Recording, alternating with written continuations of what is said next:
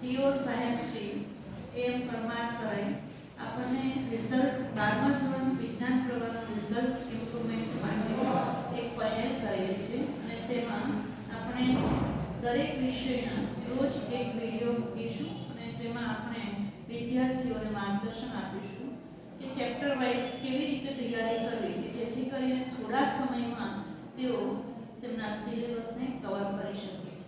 તો હું પૂર્વી બોરીસા એસએફ શાળા છોટાઉદેપુર પ્રથમ પ્રકરણ દ્રાવણો માટેનો વિડીયો મૂકું છું અને હું આશા કરું છું કે તેનાથી વિદ્યાર્થીઓને ફાયદો થશે.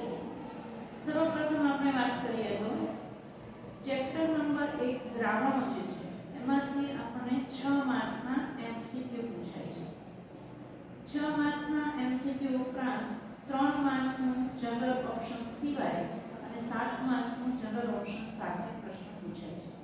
તો આમાં કેવી તૈયારી કરવાથી વિદ્યાર્થીઓ ઝડપથી જે છે એમને પહોંચી વળે એ માટે આપણે વાત કરી રહ્યા છીએ. તો સૌપ્રથમ 6 એમસીક્યુ જે છે એમાં પહેલો એમસીક્યુ શેના માટેનો છે? તો પહેલો એમસીક્યુ જે છે એ દ્રાવણોના પ્રકાર આધારિત હશે. હવે દ્રાવણોના પ્રકાર જે છે એ આપણો પહેલો ટોપિક છે અને એમાં આપણને દ્રાવક શું છે, દ્રાવ્ય શું છે અને એના આધારે કયું દ્રાવણ છે એ આપણને પૂછે. ફોર એક્ઝામ્પલ આપણને પૂછે કે ધુમાડો એ કયા પ્રકારનું દ્રાવણ થયું, તો એમાં દ્રાવ્ય શું છે ને દ્રાવક શું છે? તો દ્રાવ્ય જે છે એ એમાં ઘન પાર્ટિકલ્સ છે અને દ્રાવક એ વાયુ છે અને વાયુના આધારે આપણે એનો પ્રકાર વાયુ દ્રાવણ કહીશું.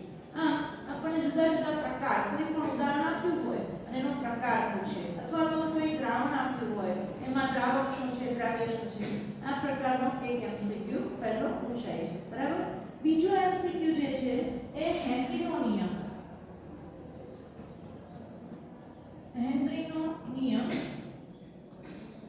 અથવા તો રાઉલ્ટનો નિયમ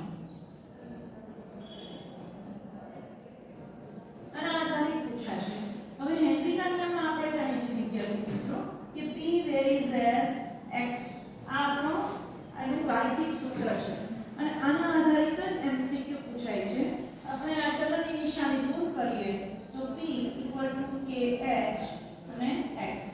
તો આમાં તાપમાન વધે તેમ kh નું મૂલ્ય વધે છે કે ઘટે છે, દ્રાવ્યતા જે છે વધે છે કે ઘટે છે, એના આધારિત આપણે એમસીક્યુ પૂછાય છે.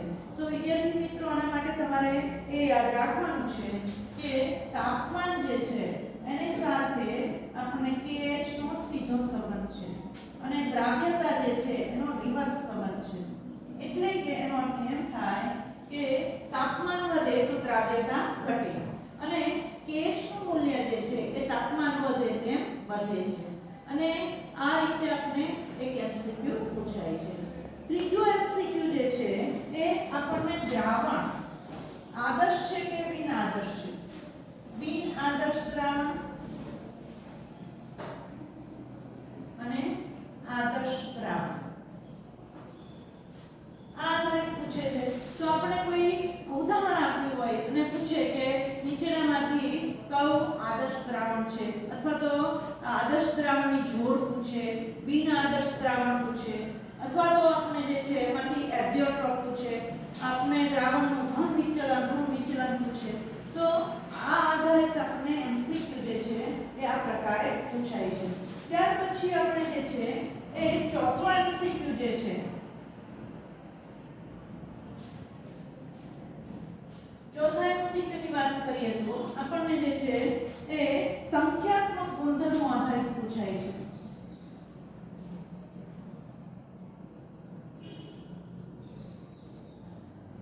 સંખ્યાત્મક ગુણધર્મ જે છે એમાં આપણે જે છે એ મોલર ઉન્નયન અચળાંક, મોલર અવનયન અચળાંક, મોલર ઉન્નયન અચળાંક, મોલર અવનયન અચળાંક,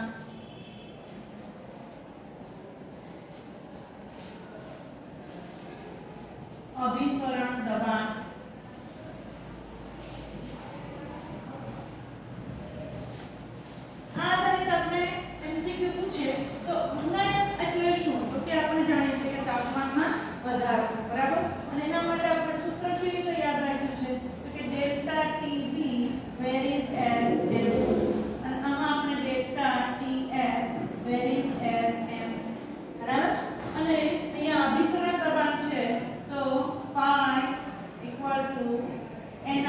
PV = nRT જે સૂત્ર હતું એના આધારે pi v = nRT અને ડિવાઇડેડ બાય v. આ આપણે જે છે એ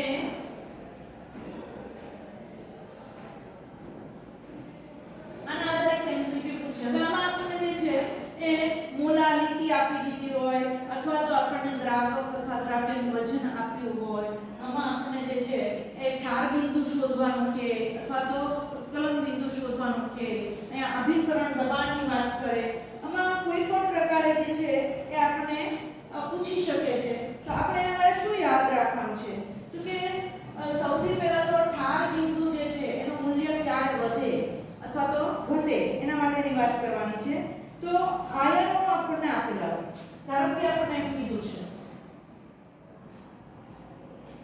છે કે Na2SO4 CuSO4 અથવા તો આપણને HNO3 અને ગ્લુકોઝ આવા ઓપ્શન આપ્યા હોય અને આપણે કહે કે નીચેનામાંથી કોનું ઠાર બિંદુ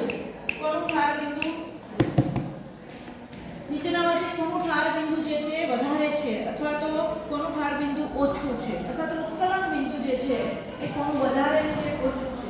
તો આના માટે તમારે આયનોની વાત કરવાની છે કે આયનો જે છે અને ઉત્કલન બિંદુ એનો સીધો સંબંધ છે. જેમાં આયનોની સંખ્યા વધારે તેનો ઉત્કલન બિંદુ વધારે અને ઠાર બિંદુ જે છે એનો રિવર્સ સંબંધ છે. તો હવે આના આયનો કેટલા છૂટા પડે? આમાંથી જે Na+ અને SO4 2-. હવે Na+ કેટલા છે 2 અને SO4 કેટલા છે 1, એટલે ટોટલ 3 આયનો છૂટા પડ્યા. આમાં પણ જે છે એ 2 આયનો છૂટા પડશે, આમાં 2 આયનો છૂટા પડશે અને આમાં આયનો છૂટા પડતા નથી. તો જેમાં આયનોની સંખ્યા વધારે તેનું ઉત્કલન બિંદુ વધારે. અને ઠાર બિંદુની વાત કરીએ તો ઠાર બિંદુ જે છે એ આયનોની રિવર્સ સંબંધ ધરાવે, એટલે કે આયનો વધારે હોય તો ઠાર બિંદુ કેવું હોય? ઓછું હોય. બરાબર? એટલે આ રીતે જે છે એ આપણને અહીંયા પ્રશ્ન પૂછે છે, ઉત્કલન બિંદુ અથવા તો ઠાર બિંદુ ના પ્રશ્ન પૂછે. અને અભિસરણ દબાણ પૂછે. અભિસરણ દબાણ માટે જે છે એ આપણને R એ આપણો અચળાંક છે એની વેલ્યુ મૂકી દેવાની છે અને T તાપમાન એ આપણને આપેલું છે એના આધારે આપણે મૂકીશું પેલું. બરાબર? તો આ રીતે આપણે 4 MCQ થયા. હવે બાકીના 2 MCQ છે 5 અને 6. એમાં આપણને જે છે એ પાંચમો MCQ જે છે એ શેના આધારિત પૂછાય છે તો કે અભિસરણ દબાણ. પાંચમો MCQ જે છે એ અભિસરણ અને પ્રતિઅભિસરણ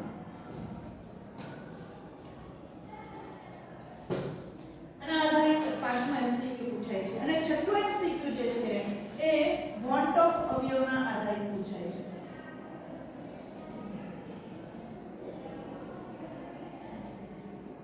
તો હવે આ વોન્ટ ઓફ અવયવ જે છે એના માટે આપણે વિયોજન અંશ અને સુયોજન અંશ બે પ્રકારના સૂત્રો જે છે એ આપણે ધ્યાનમાં લેવાના છે.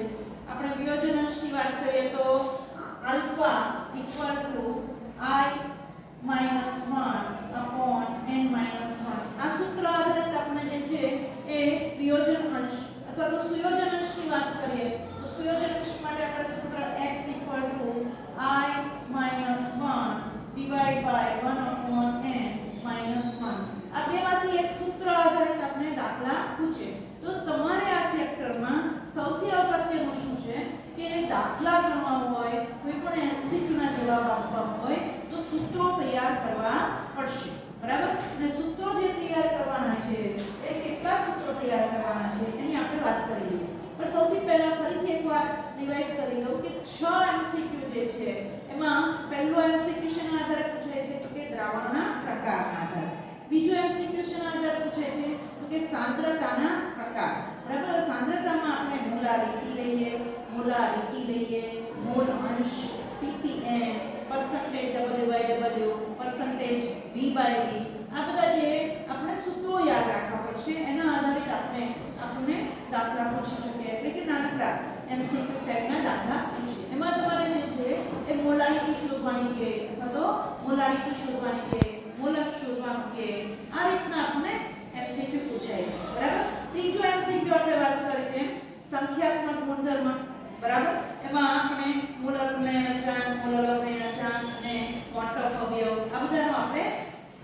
અભ્યાસ કરવાનો છે। પછી હેનરીનો નિયમ અને રાઉટના નિયમ આધારિત છે આપણો એમસીક્યુ। તો એમાં તમારે T વેરિઝ x આ સૂત્ર આધારિત એમસીક્યુ પૂછાશે।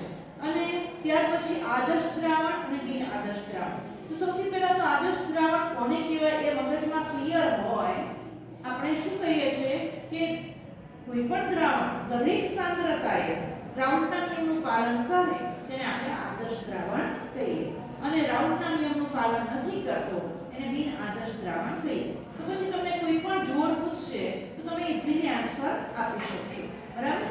આપણે ઉદાહરણો બુકમાં આપ્યા છે એ તો આપણે તૈયાર કરીએ જ છીએ એ ઉપરાંત પણ કોઈ ઉદાહરણ આપે તો તમારે એ ધ્યાનમાં લેવાનું છે કે એના ગુણધર્મો સમાન હોય તો એ આદર્શ દ્રાવણ બનાવી શકે બરાબર। એટલે આ રીતે આપણે એમસીક્યુ જે છે એ તૈયાર કરવાના છે।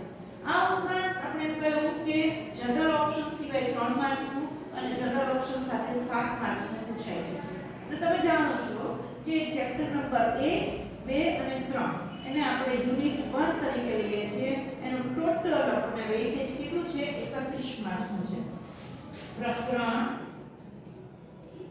1 2 અને 3 એનું ટોટલ વેઇટેજ જે છે એ 31 માર્ક્સનું છે। એમાંથી આપણું ચેપ્ટર નંબર 1 છે એના એમસીક્યુ કેટલા પૂછાય છે 6 માર્ક્સના એમસીક્યુ પૂછાય છે અને જનરલ ઓપ્શન વગર 3 માર્ક્સનું અને ટોટલ 7 માર્ક્સનું આમ ચેપ્ટર નંબર 1 માંથી પૂછાય છે। ચેપ્ટર નંબર 2 જે છે એમાંથી આપણે 6 અને 6 માર્ક્સનું પૂછાય અને ચેપ્ટર નંબર 3 છે એમાંથી આપણે 5 અને 5 માર્ક્સનું પૂછાય બરાબર। એટલે આ રીતે જે છે એ આપણને ટોટલ વેઇટેજ જે છે એ 31 છે। એમાં આપણે હવે એમસીક્યુ ની વાત તો કરી દીધી। આ ઉપરાંત આ ચેપ્ટરમાંથી દ્રાવણોમાંથી દાખલો અવશ્ય પૂછાય છે અને એ દાખલો ગણવા માટે આપણે સૂત્રો જે યાદ રાખવાના છે એ મોલારિટી આ ઉપરાંત મોલાલિટી મોલ અંશ પરસેન્ટેજ W/W અને પરસેન્ટેજ V/V આના સૂત્રો તમારે યાદ રાખવા પડે બરાબર। હવે આના માટે આપણે વાત કરીએ મોલારિટી માટે તો દ્રાવ્યના મોલ છેદમાં દ્રાવણનું કદ દ્રાવ્યના મોલ છેદમાં દ્રાવણનું કદ બરાબર। અને અહીંયા આપણે જે છે એ લીટરમાં કદ લેવાનું છે એ ખાસ ધ્યાનમાં રાખવાનું। એટલે ઘણીવાર આપણને કદ ml માં આપ્યું હોય તો પહેલા એને લીટરમાં કન્વર્ટ કર્યા પછી જ આપણે ગણતરીમાં લેવાનું। અને અહીંયા મોલારિટી જે છે એના માટે દ્રાવ્યના મોલ છેદમાં દ્રાવકનું વજન કિલોગ્રામ આ આપણે સૂત્ર યાદ રાખવું પડશે તો જ આપણે એને એમસીક્યુ નો આન્સર આપી શકીશું। મોલ અંશ માટે આપણે ઘટકના મોલ